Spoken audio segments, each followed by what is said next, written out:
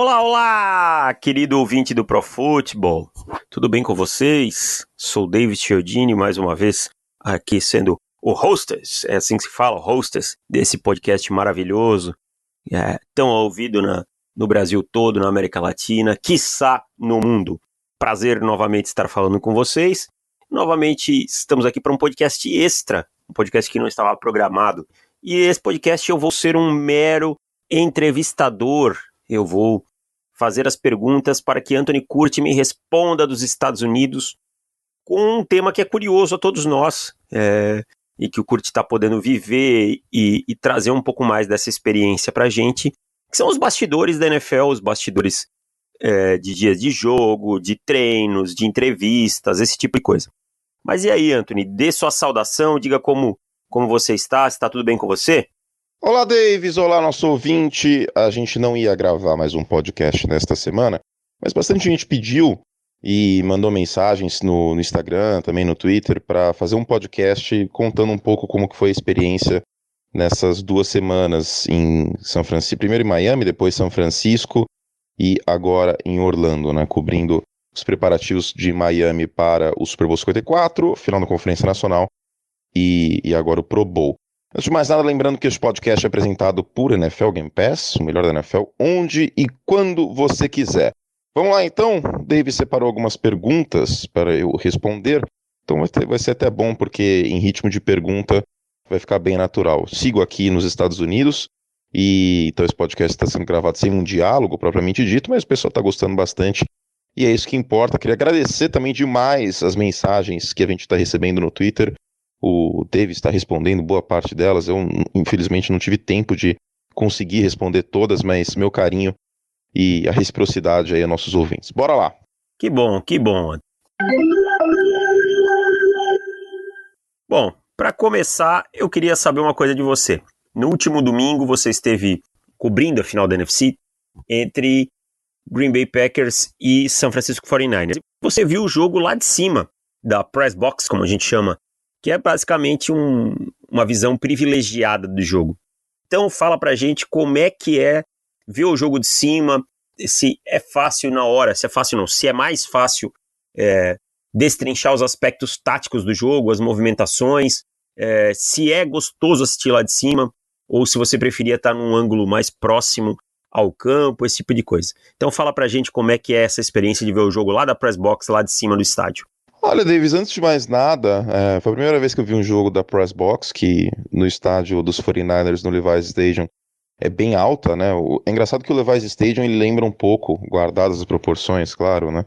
Mas ele lembra um pouco a Bombonera, né? Porque de um lado ele tem arquibancada e do outro ele tem como se fosse um prédio. E é nesse prédio que estão os camarotes e no topo dele tá a Press Box, né? Que é onde fica a imprensa de modo geral, né? Principalmente a galera que tá escrevendo, que tá trabalhando com mídia escrita. E num primeiro momento, pela visão que a gente tem no jogo, lembra muito a câmera All-22. Aproveitando que o nosso podcast tá nesta edição e na próxima, aí patrocinado pelo Game Pass, você tem essa câmera no Game Pass, né, que é uma câmera que o próprio nome diz, All-22, tem uns 22 jogadores. Então, claro que tem a questão da atmosfera, de ouvir a torcida, enfim, de estar no evento, de sentir aquela mágica que é algo intangível. Mas em termos de visão tática, é praticamente a câmera do Game Pass, não muda muito. Você tem a visão de todos os jogadores, sabe exatamente qual jogador fez uma lambança numa dada jogada. Quando o passe do Aaron Rodgers saiu, por exemplo, a interceptação para o Richard Sherman, deu para ver que foi um overthrow. Da press box, deu para ver que a linha ofensiva dos 49ers estava dominando a defesa dos Packers, constantemente o Mostert chegando em segundo nível, lendo os bloqueios e explodindo para o segundo nível da defesa dos Packers. Deu para ver também a quantidade de vezes que o Darnell Savage, o safety dos Packers, teve que se engajar na jogada. Então a leitura de jogo fica muito mais fácil. Mas é uma leitura de jogo que a gente já tem na All-22, né? Do Brasil, de certa maneira, eu já tinha essa visão e o Davis tem essa visão há bastante tempo, né? Então a câmera All-22 e a press box é praticamente a mesma coisa em termos de visão. Claro que não é o mesmo sentimento, porque, obviamente, trata-se de questão de atmosfera e etc, enquanto o jogo está acontecendo. E na All-22 a gente tinha acesso na quarta-feira. Então, por acontecer em tempo real e etc., foi um prazer inenarrável. Foi algo assim que mudou a minha visão. Já tinha uma visão boa, taticamente falando, mas ao mesmo tempo do jogo acontecendo, é algo que vai além do que a gente vê na TV, né? Porque na TV, num dado momento, acho que deve ter dado para chegar na conclusão que a linha ofensiva de São Francisco estava dominando a partida. Mas na Press Box a gente já conseguiu ter essa visão, assim, na primeira campanha de São Francisco. E a primeira campanha não foi lugar nenhum. Mas já na primeira campanha já dava para perceber que a linha ofensiva ia ter um dia especial. E linha ofensiva é um assunto que a gente fala tão pouco, né? Então, foi muito especial por conta disso até. E até por conta disso eu fiz questão de falar com o Mike McGlinchey. O Joe Staley eu não consegui falar, mas o Mike McGlinchey antes e depois do jogo. Né? Porque a gente tem que ficar mais de olho em linha ofensiva, né? Acho que essa é uma grande lição que eu tomei. Ok. Outra curiosidade que a gente tem, e eu sei que você teve acesso a isso após o jogo, é sobre os vestiários. Como é o clima nos vestiários? Você esteve nos vestiários das duas equipes, dos Packers e dos 49ers, somente dos 49ers? Conta como se desenrola o pós-jogo, que é uma coisa que a gente tem pouco acesso no Brasil, porque a transmissão acaba e, obviamente, aí começa outro jogo, a ESPN aqui no Brasil tem outras programações e tal. Então, assim, como é o vestiário pós-jogo? Como é que é o clima, a interação? O local é muito fechado? Tipo futebol, depois de um tempo abre, as famílias interagem, entram. Como é que é esse clima de vestiário pós-jogo da NFL? Explica pra gente melhor. Então, a questão das famílias é algo muito aberto, né? Em termos de imprensa, é tudo muito, muito, muito controlado. Mas família e amigos é algo que pelo menos numa final de conferência, né? Eu confesso que não sei numa temporada regular, porque não tive a oportunidade de trabalhar num jogo de temporada regular, só final de conferência. É bem aberto, assim, sabe? A comemoração no campo. Eu cheguei a ver, isso foi bem legal, a interceptação que o Sherman fez no final da partida. A mãe dele tava, assim, a coisa de, sei lá, 5 metros de mim. Ela tava com uma camisa toda personalizada, com lantejola. E deu pra ver que era a mãe dele, né? Porque tava usando a camisa dele, personalizada. E sim, ficou muito emocionada. Aconteceu a interceptação e ela tipo, foi já pro campo e bem emocionada. Não, confesso que eu não lembro se ela tava chorando ou não, mas falando thank God, tipo, um sentimento de alívio também, sabe? Do jogo terminar daquela maneira, com o Sherman, que foi muito contestado depois da saída de Seattle, que era muito indicado que ele não estava mais no auge. O próprio Darrelle Reeves deu uma pancada dele no Twitter e o Sherman deu de volta outra pancada, que o Sherman não segue os outros jogadores, que ele fica, segue, que eu digo não de follow, no Twitter, em rede social, mas seguir no campo, né? Que o Sherman fica só num terço do campo, muitas vezes um quarto do campo, né? Porque os 49ers rodaram bastante a formação em zona a quarters, né? Um quarto do campo de responsabilidade dele. E o Sherman deu uma pancada de volta, né? Falando que seu nono ano foi muito diferente do meu. Então, essa questão das famílias é isso, é bem aberto. As famílias entraram no campo para comemorar junto com os jogadores, antes de boa parte da imprensa. A gente só conseguiu fazer a nossa passagem, os boletins para o League, para o NFL Live da segunda-feira, depois que todos os familiares já estavam no campo, depois que os jogadores já tinham saído com troféu, etc., e tinham ido pro vestiário. Foi uma das últimas coisas que a gente fez, inclusive. Então, existe uma prioridade para família e amigos. Eu acho que isso foi bem legal. E no próprio Pro Bowl deu para ver isso. Né? O Russell Wilson estava participando do desafio de habilidades, e aí tem uma sessão da arquibancada só para família. E aí, entre uma prova e outra e tal, ele foi até a arquibancada, falou com a esposa dele, a Ciara, durante um tempo. Acho que pronuncia assim, né, Ciara? Se eu estiver pronunciando errado, peço desculpas. E trocou uma ideia com ela, tal, foi bem legal. Deu pra ver isso de perto. E então a família tem muita prioridade. Acho que é essa a conclusão que a gente chega. Claro, entendi. Curti, como é que estavam as ruas de São Francisco pós-jogo? O São Francisco 49ers voltando ao Super Bowl aí. Como é que estava a torcida pós-jogo? Se notava euforia? Ou é uma coisa mais comedida, é uma coisa mais tranquila? Ou as ruas estavam em festa, você vê camisa do São Francisco 49ers pós-jogo por tudo que é lado, no dia seguinte? Como é que foi o pós-jogo em São Francisco? Fala pra gente. As ruas de São Francisco, assim, é muito louco isso, né? A cultura americana, ela é completamente diferente da brasileira em muitos aspectos. Eu vou dar um exemplo. Nos Estados Unidos, isso eu até já sabia, né? Eu tinha vindo aqui para cá antes, mas aproveitando que é um podcast para falar também sobre isso, vou dar um exemplo, né? Aqui nos Estados Unidos se janta muito cedo. Os americanos jantam, tipo, 6 horas da noite, né? Porque no inverno anoitece cedo, né? Lá em Santa Clara, em São Francisco, 5 horas já estava começando a anoitecer. Isso no Brasil é raro, né? Tipo, em São Paulo, no pico do inverno, sei lá, já peguei escuro 5h30, mas foi o máximo que eu cheguei a ver. Aqui, sei lá, 10 para 5 já estava escurinho. Então, existe já o hábito de você jantar cedo e dormir cedo, e acordar cedo, para pegar o máximo de luz solar o possível, sobretudo no inverno. Então, acho que foi uma das coisas que eu percebi muito forte, assim, né, sobre tudo isso, porque eu também não tinha vindo para os Estados Unidos no inverno ainda. E sobre as ruas de São Francisco, foi algo que foi passando com o tempo, assim, sabe? O número de pessoas com o uniforme dos 49ers e etc. A gente chegou na terça-feira à noite, aí na quarta-feira, sei lá, eu vi dois torcedores dos 49ers com uniforme, mas na medida que os dias foram passando, a gente via cada vez mais pessoas com uniforme nas ruas. A nossa equipe, o produtor o Sarhan Copini, que é o operador de câmera aqui conosco, mas faz transmissões, faz tudo, a gente jantou sempre no mesmo lugar lá em São Francisco, quase todos os dias, que é um restaurante italiano. E na medida que os dias foram passando, a gente foi vendo cada vez mais pessoas com boné dos 49ers, com uniforme dos 49ers. No final da semana, eu fui num jogo dos Warriors, Golden State e Magic.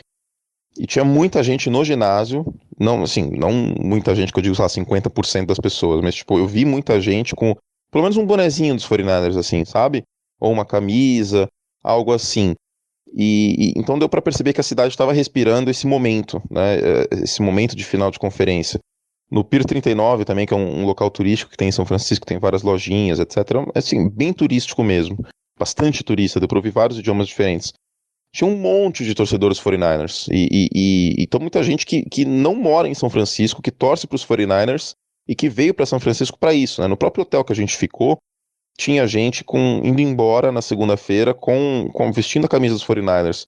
No aeroporto eu vi gente com camisa dos 49ers indo embora para outros lugares. É uma torcida grande aqui na Costa Oeste e tem gente que mora, sei lá, no Arizona ou no Oregon, que nem eu acabei até vendo pela placa do carro, que torce para os 49ers. E mesma coisa para os Packers, lógico que em proporção menor. O próprio Kyle Shanahan mencionou isso na coletiva, né, que a torcida dos Packers viaja muito com o time, e uma torcida nacional, mas que no Levi's Stadium não tinha tantos torcedores nos Packers como até era esperado. Então ele deu parabéns para a própria torcida, né, que massivamente comprou ingressos. Mas também muitos torcedores dos Packers à medida que os dias foram passando, né? E então um clima muito amistoso, muito legal. Ninguém assim brigando, nem nada do gênero. Eu acho que isso é uma coisa que fica também. Certo. Passando agora para sua nova fase, né? Agora você já está em Orlando, já está na Flórida, vai cobrir o Pro Bowl, um evento festivo da NFL, que seria, a grosso modo, o Jogo das Estrelas, tal. Dê as suas primeiras impressões sobre Orlando, sobre a Flórida, sobre a estrutura do Pro Bowl, se existe uma mobilização da cidade, se a comunidade está interessada no Pro Bowl, se tem turistas, esse tipo de coisa. Dá uma impressão pra gente sobre isso. Em Orlando, eu não cheguei a ir pra Orlando, pra Downtown ainda, né? Enquanto eu tô gravando esse podcast, a gente vai ver Downtown Centro. Eu já estou falando um monte de termos em inglês do nada. A gente vai ver Magic e Celtics nessa semana. E acho que amanhã, se eu não me engano, a gente tem credencial pro jogo. Eu não lembro quando é o jogo, confesso que me fugiu.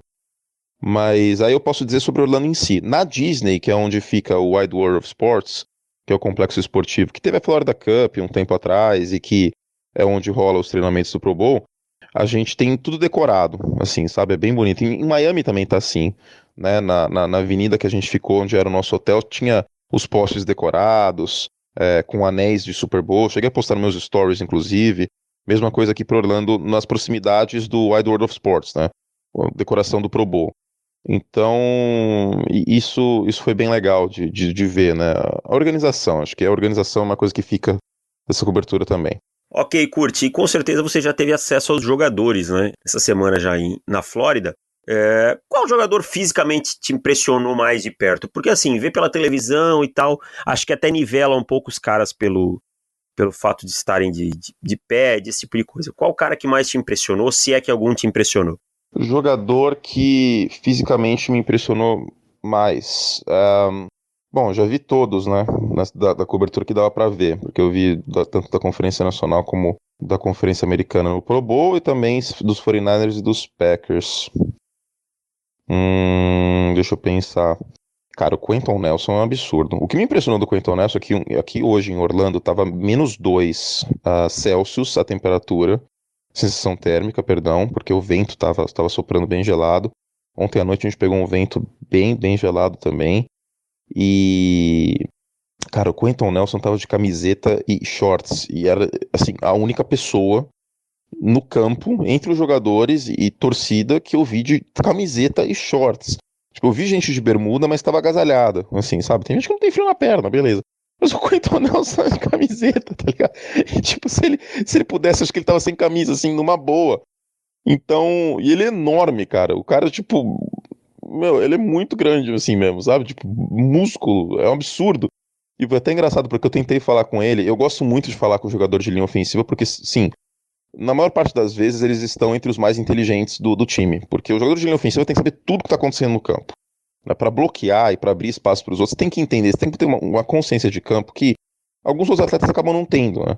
Porque você tem que bloquear para o jogo terrestre, tem que bloquear para o jogo para o passe, você tem que saber como a defesa está jogando, pipopopó. Então é difícil, os caras costumam ser inteligentes. Então, assim, eu gosto muito de conversar com jogadores de linha ofensiva porque eles costumam nos passar boas informações. Foi assim com o Mike McClintock, por exemplo, nas duas entrevistas exclusivas que eu fiz com ele. E o Quenton Nelson tava morrendo de vontade de conversar com ele. Cheguei pra falar com ele e aí eu fui bloqueado, mas não por ele, né? Mas pela assessora dos Colts que não permitiu que eu conversasse com o Quenton Nelson. Foi uma pena. Agora, não só ele deu pra ver que assim, é um absurdo. Deixa eu pensar, o que mais? O George Kittle é muito grande. Eu fiquei com medo, assim, tipo, do Kittle. Os quarterbacks nem tanto, né? Em termos de tamanho físico e tal. Lógico que os caras estão em forma e tal. O próprio Russell Wilson, tipo, o quadríceps do Russell Wilson é um absurdo, deu pra ver isso de perto também. Mas os quarterbacks não é assim, nenhum grandíssimo absurdo. Mas jogador de linha ofensiva e tight end, os caras são, assim, uma montanha. Ah, lembrei um cara que é enorme. O DeForest Buckner, cara. O DeForest Buckner é um cara que você não quer sair na porrada, com certeza absoluta. Ele é muito grande também. Então, foi alguns, assim, dos que eu vi. Mas falando em quarterback, eu até mandei pro Davis isso no WhatsApp, não cheguei a falar em lugar nenhum, que até não deu tempo, etc. Mas o Aaron Rodgers chegando pro jogo, saindo do ônibus, indo pro vestiário, cara, assim, um foco absurdo, que, tipo, ressonou dentro de mim. Absurdo, assim, é uma coisa que eu vou levar também. Ter visto o Aaron Rodgers focado, chegando pro jogo, é uma parada, meu, de outro mundo, é outra realidade, sabe? Tipo, me inspirou muito. E zero clubismo nisso, né? Torcendo pros Bears, etc. Mas ver o Aaron Rodgers ali chegando focado, meu, foi animal. Foi algo bem bacana também. Aí não foi uma questão física, uma questão mais mental. O quarterback precisa ter essa questão mental. E isso foi bem legal. Outra coisa é que eu vi que você entrevistou o Lamar Jackson. O Lamar Jackson tava com um belo chapeuzinho lá, Sassamutema, em O Salvador da Pátria. Um chapeuzinho que talvez represente mais o Pro Bowl. Foi, acho que o Thales, um dos nossos ouvintes, que falou que representa mais o Pro Bowl que o próprio Pro Bowl, aquele chapeuzinho para combater o calor. E, cara, a pergunta que eu queria fazer é, o Lamar, ele segue sendo aquele cara feliz, sorridente da temporada regular? Ou dá pra notar no Lamar uma chateação com o fim da temporada decepcionante dos Ravens? Porque todo mundo esperava os Ravens avançando nos playoffs, pelo menos na final de conferência. E teve aquele jogo contra a Tennessee, em que eles foram dominados. E então o Lamar tem alguma pontinha de decepção que dá pra notar no Lamar Jackson? Ou é o sorridente Lamar Jackson de sempre? Bom, antes de falar sobre o Lamar, lembrando ao nosso ouvinte que este podcast é apresentado por NFL Game Pass, o melhor da NFL, onde e quando você quiser.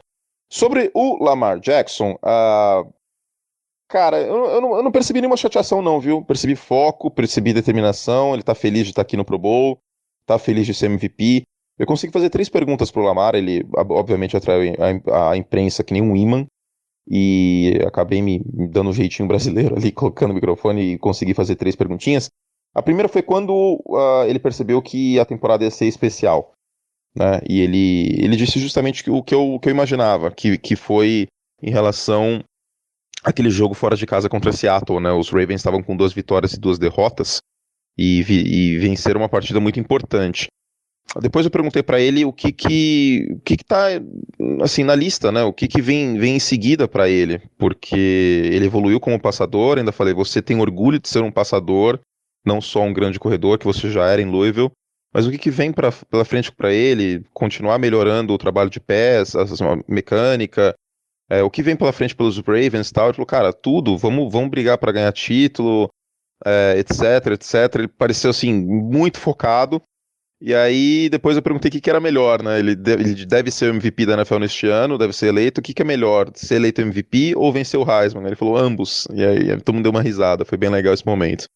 Mas é um cara que parece estar bem focado, um cara que ele até mencionou, ele não é o melhor passando a bola, mas ele quer ser, ele quer continuar evoluindo. E foi bem inspirador conversar com o Lamar sobre isso. Acho que o torcedor dos Ravens pode ficar bem tranquilo que ele vai continuar trabalhando para continuar evoluindo e ser um jogador cada vez mais impactante no jogo.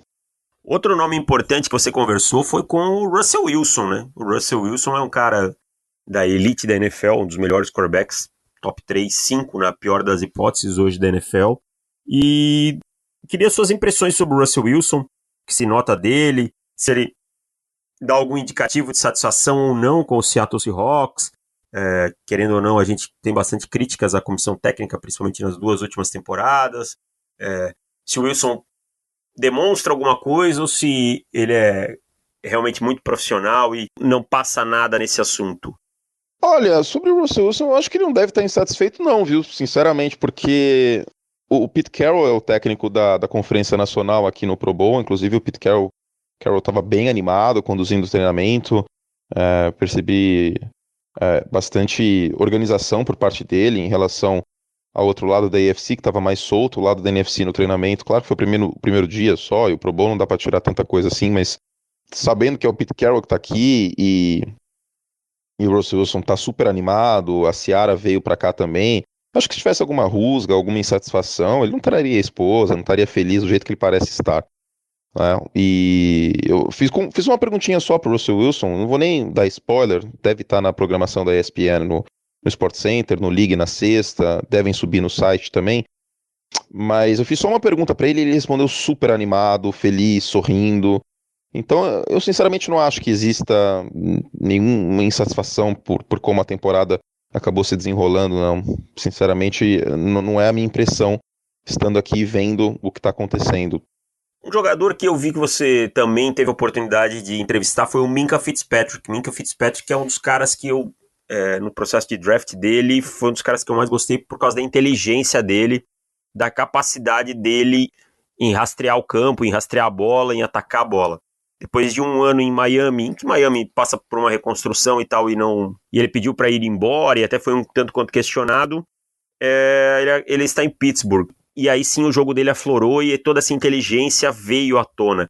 Ele é inteligente, dá para notar isso nas conversas, como ele realmente entende do jogo e como ele tá um passo à frente nas conversas com os jornalistas e tal, ou não, é uma coisa instintiva dele de dentro de campo. Sim, sem dúvida, sobre o Minkah. Primeiro que ele tem uma fala muito mansa, assim, sabe? Um cara muito de boa, um cara muito educado, respondeu todas as minhas perguntas na maior tranquilidade. Perguntei pra ele o que ele gosta mais de fazer, se jogar no níquel ou ficar mais solto no campo, flutuando no fundo do campo. Falou que gosta de fazer os dois, o que for importante mais pro time. Um cara muito profissional, assim. E engraçado que todos os jogadores que eu conversei como jornalista de Alabama, eles têm esse approach.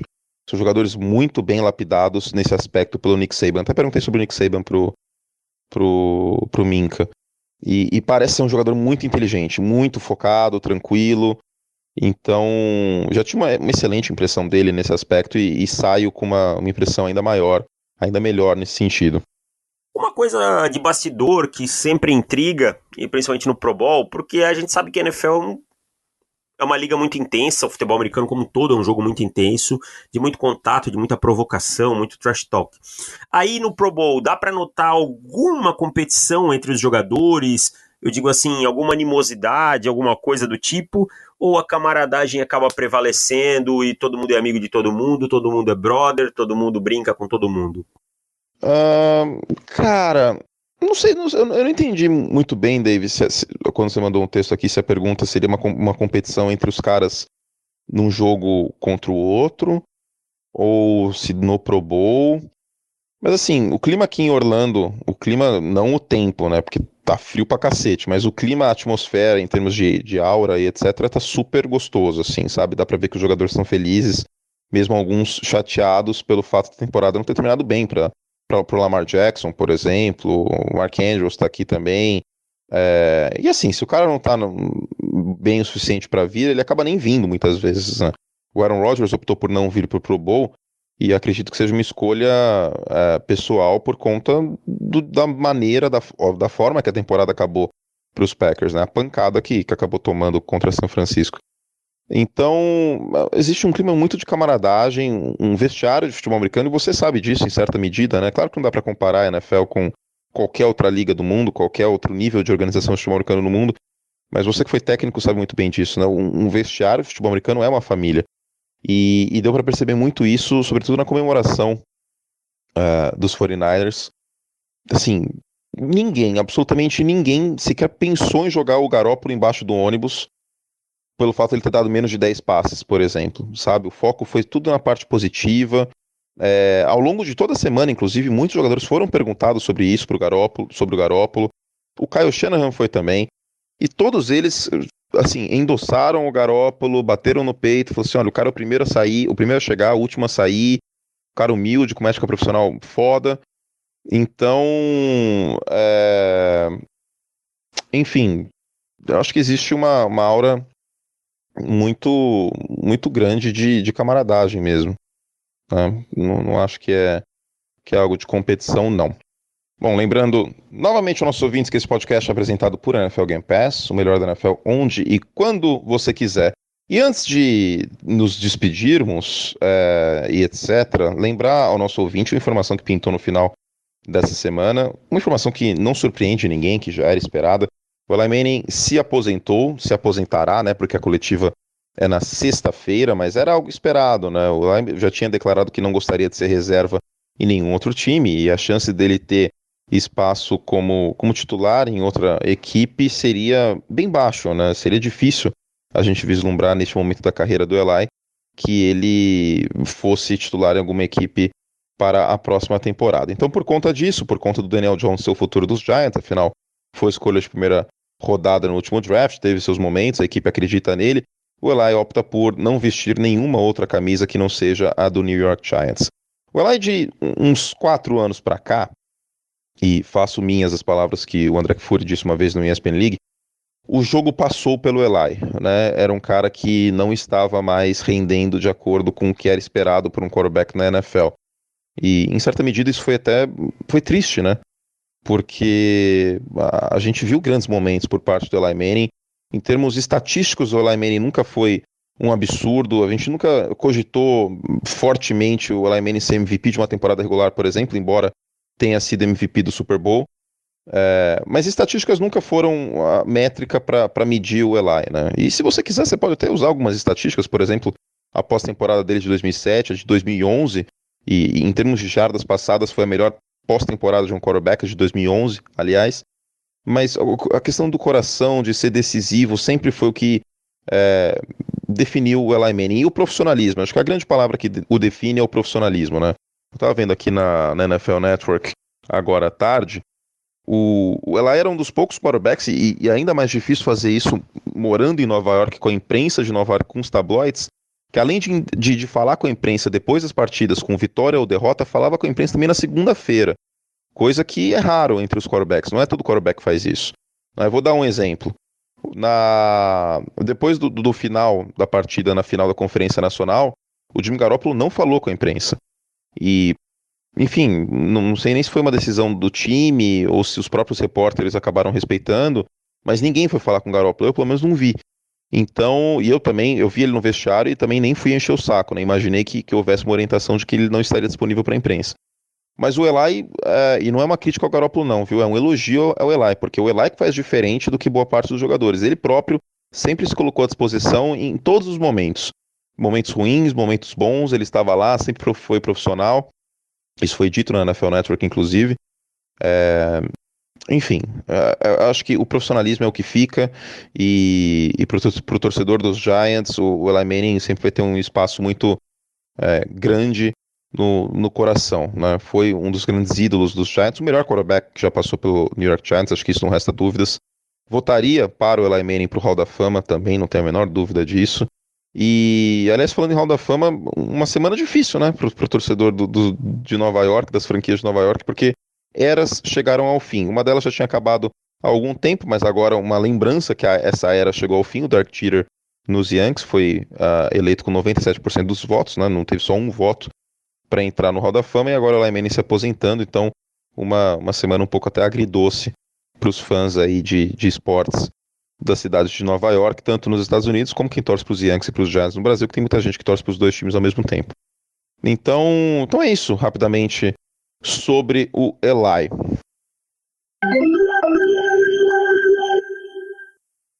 É isso então, esses são os bastidores da NFL, do Pro Bowl, da final de conferência, e é legal a gente poder trazer isso para o nosso ouvinte, trazer essa visão de quem está lá.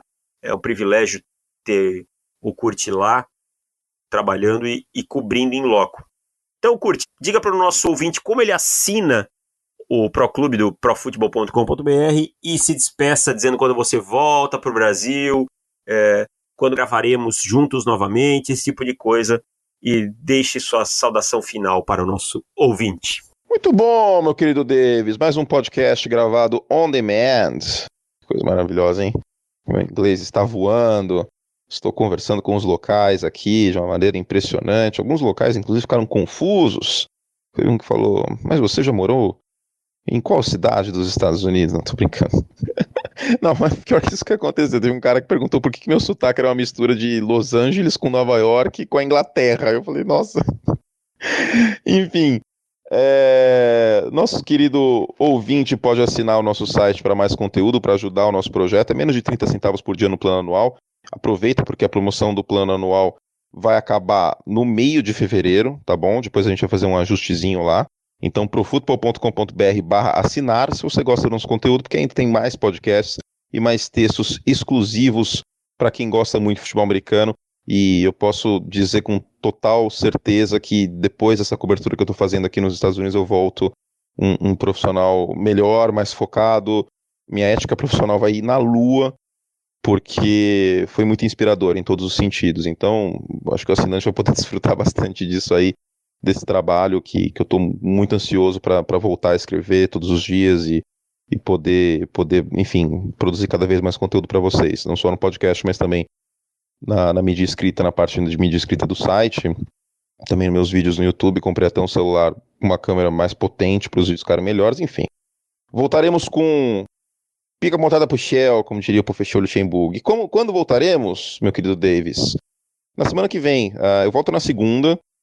A gente vai de Orlando de carro até Miami, depois pega um avião para São Paulo, e aí segunda-feira acho que eu não consigo fazer nada, mas na terça-noite, quarta-feira já quero trabalhar, porque tem semana do Super Bowl pela frente. A gente vai torar o pau. O pau está torando, Davis Chiodini, que saudades que eu estou de falar com você num diálogo, e semana que vem a gente tem podcasts e todo o mais, tá bom? Fizemos todo o que podíamos. Este podcast, lembrando, sempre é apresentado por NFL Game Pass, o melhor da NFL, onde e quando você quiser.